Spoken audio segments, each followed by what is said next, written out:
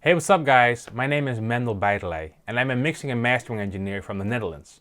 And here are 5 tips on mixing extreme metal. Here we go.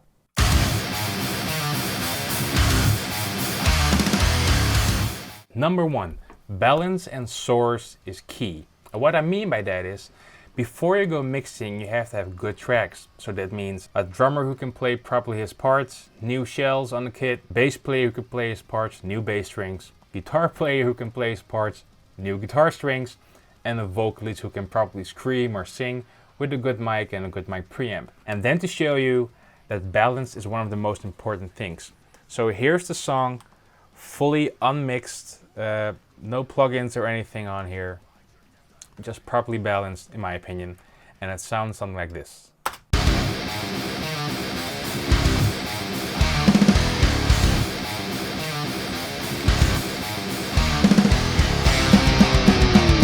So you can hear it sounds rough, I know, but this is what I mean. Musicians playing the parts properly, have a good tone, etc.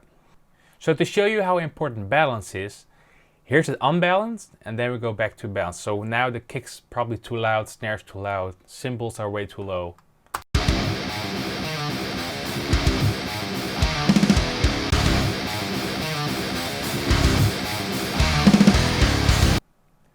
Now with just a tiny bit of filtering on the overheads, the room mic, let's see, and the kick drum right here, and a tiny bit of EQ here on the master bus, it can already almost sound polished. Check this out.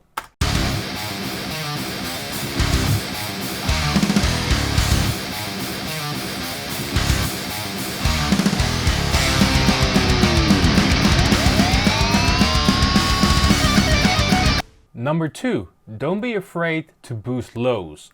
So a big fat low end is what separates, in my opinion, like the thin mixes from amateurs to the pro mixes who have like a big fat bottom end.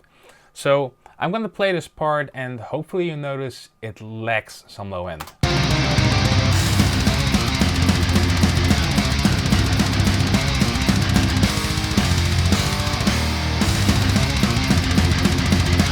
Alright, so let's start with the kick drum and then we'll do bass. Okay, so first let's put on a filter. So that cleans it up. Let's put it around 60 Hertz, and then we're gonna add some of that 60 Hertz to get more of that low end energy in there.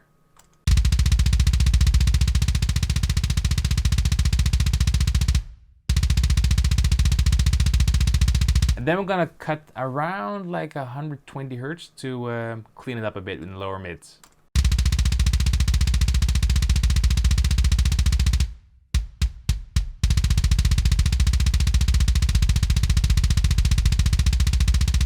Listen in the mix.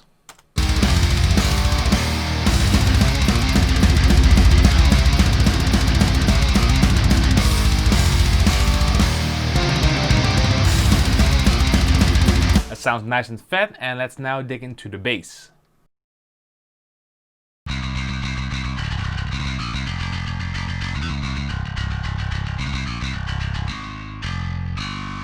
So we're gonna cut off some around 80 Hertz so we have room for the kick drum here.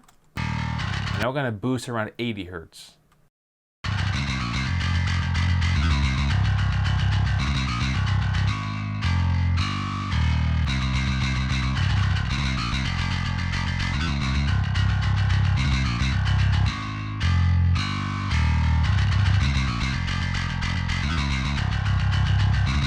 So you can hear that low bend is nice and rumbling over there. So here we're gonna put it in the mix.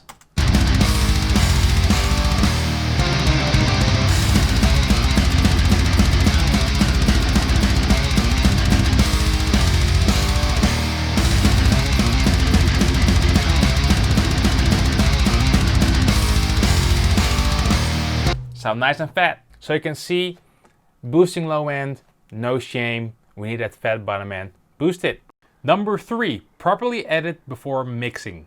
So when tracking, my workflow works as follows. I first record drums, then edit the drums, and then record guitars over those edited drums. And the reason I do guitars first is because metal is a riff-based genre and the bass follows the guitars.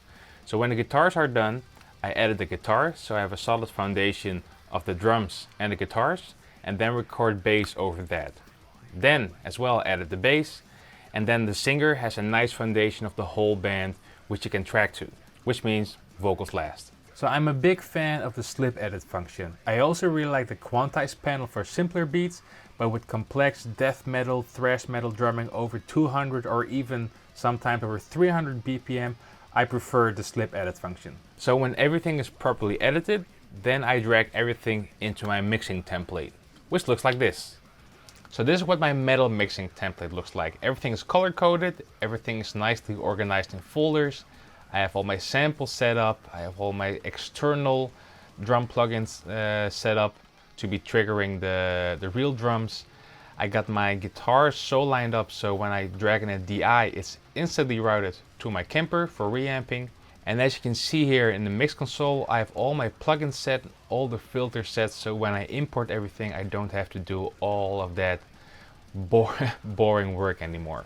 Also, why this template is very helpful is when a band want to have stems for playthroughs, for example, I can use the export multiple channels to just bounce all the group tracks so they have everything separated. Number 4, keep your focus / oversight.